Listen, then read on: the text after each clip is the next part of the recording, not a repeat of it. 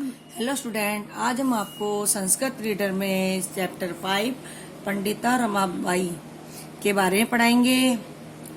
पंडिता रमाबाई जो थी वो संस्कृत की महान विदुषी थी। संस्कृत को बढ़ाने के लिए और स्त्रियों को संस्कृत का ज्ञान कराने के लिए, स्त्रियों के लिए वेदों को, शास्त्रों का ज्ञान शिक्षा देने के लिए उसने आंदोलन भी किया और शिक्षा के क्षेत्र में उसने कई कार्य भी किए। विशेषकर उसने नारी शिक्षा के क्षेत्र में कार्य किए। तो उन सभी कार्यों के बारे में आज हम इस लेसन में पढ़ेंगे। उससे पहले हम इस चैप्टर के वर्ड मीनिंग पढ़ेंगे।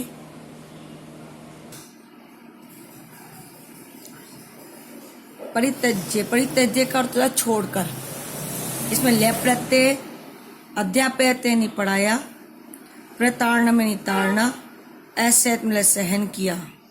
स्वयं मातु अपनी माता से, विपन्न निर्धन यानी गरीब, दुर्भिक्ष पीड़िता यानी अकाल पीड़ित, दिवंगता मृत्यु को प्राप्त हो गए, उपाधि भाव में यानी उपाधियों से, प्रारंभवती प्रारब्धवती यानी आरंभ किया, सादेक वर्षात यानी 1.5 वर्ष में, प्रत्यागछत यानी लौट आई, प्रति प्लस आगछत यानी संधि इसमें, अर्थ संचयम यानी धन इकट्ठा करना, प्रत्यागत यानी लौट कर, मुद्रम यानी छपाई, टंकनम यानी टंकन, निराशिता यानी बेसहारा,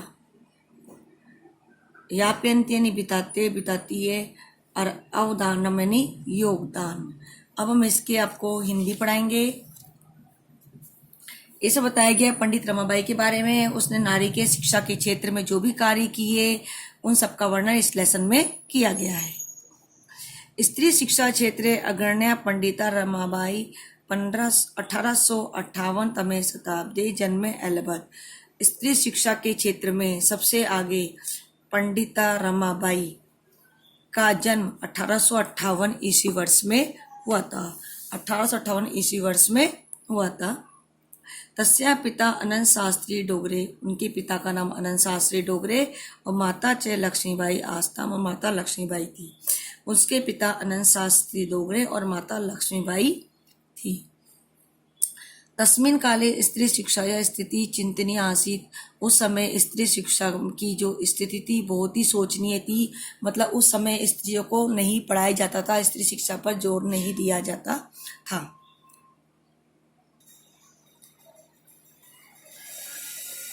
तस्मिन काले स्त्री शिक्षा या स्थिति चिंतनीय आसीत। उस समय स्त्री की शिक्षा की स्थिति, स्त्री शिक्षा की स्थिति बहुत ही चिंतनीय थी, सोचनीय थी, मतलब बहुत ही खराब थी। स्त्रीणाम कृते संस्कृत शिक्षण प्राय प्रचलितम न आसीत। और स्त्रियों के लिए संस्कृत की शिक्षा देना प्राय लगभग प्रचलित नहीं था। मतलब स्त्रियों को अधिकार नहीं था कि संस्कृत पढ़े, तो स्त्रियों के लिए संस्कृत शिक्षण प्रचलित नहीं था।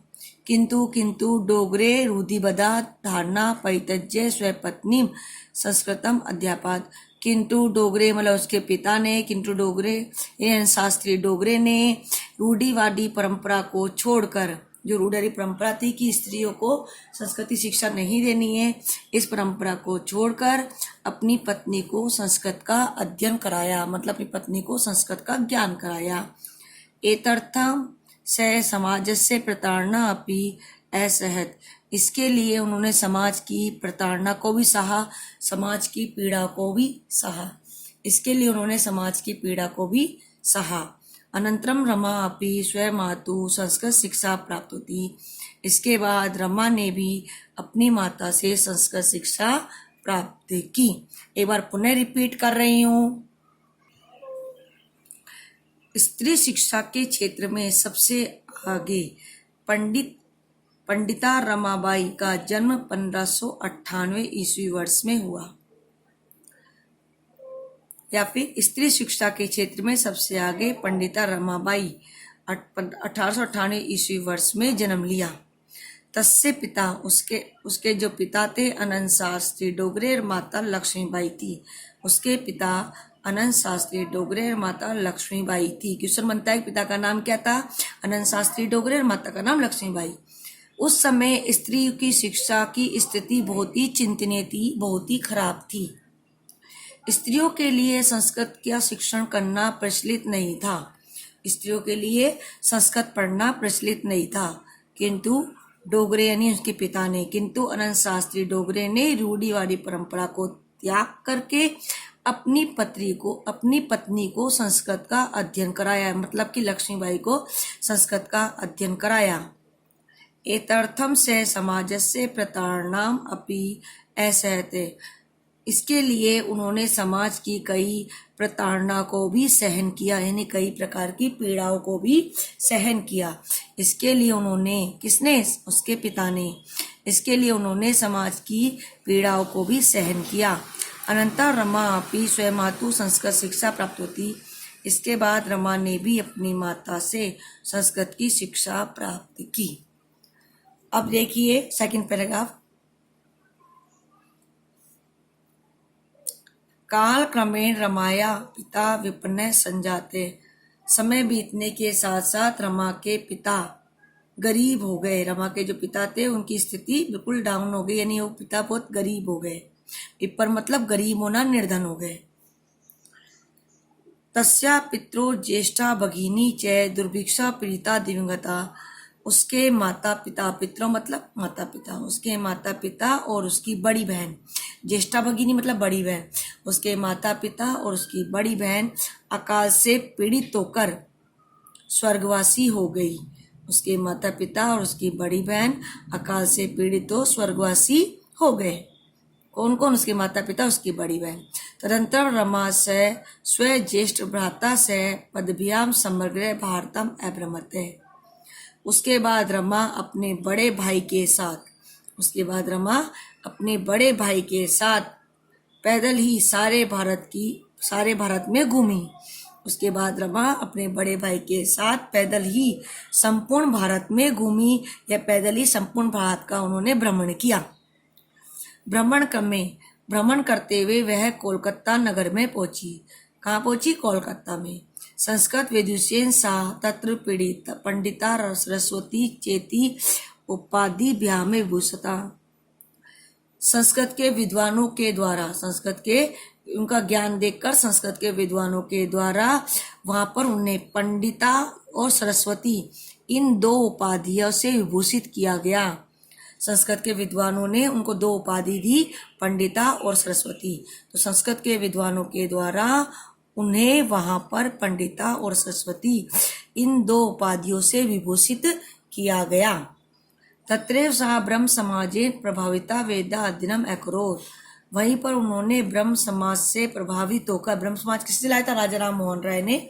वहीं पर उन्होंने ब्रह्म समाज से प्रभावित होकर वेदों का भी अध्ययन किया। पश्चात सा स्त्रीणां कृते वेदिदानां शास्त्राणां शिक्षायै आंदोलन प्रारब्धवती, उसके पश्चात उन्होंने स्त्रियों के लिए वेदों की और शास्त्रों की शिक्षा के लिए आंदोलन प्रारंभ कर दिया। इसके बाद उन्होंने स्त्रियों के लिए वेदों और शास्त्रों की शिक्षा के लिए आंदोलन प्रारंभ कर दिया। एक बार पुनः रिपीट करिए दूसरा पैराग्राफ, ध्यान से देखेंगे, फिर आपको हिंदी स्वयं करनी है। समय के अनुसार, समय बीतने के साथ साथ रमा के पिता गरीब हो गए। उसके माता पिता और बड़ी बहन अकाल से पीड़ित होकर स्वर्गवासी हो गए। उसके बाद रमा ने अपने बड़े भाई के साथ पैदल ही संपूर्ण भारत का भ्रमण किया। भ्रमण करते हुए वह कोलकाता नगर में पहुंची। संस्कृत विद्वानों के द्वारा उसे वहां पर पंडिता और सरस्वती इन दो उपाधियों से सम्मानित किया गया, विभूषित किया गया। और वहीं पर वे ब्रह्म समाज से प्रभावित होकर वेदों का अध्ययन किया। जब ब्रह्म समाज से प्रभावित होकर वेदों का अध्ययन किया, उसके पश्चात उन्होंने स्त्रियों के लिए वेद और शास्त्रों की शिक्षा के लिए आंदोलन प्रारंभ किया।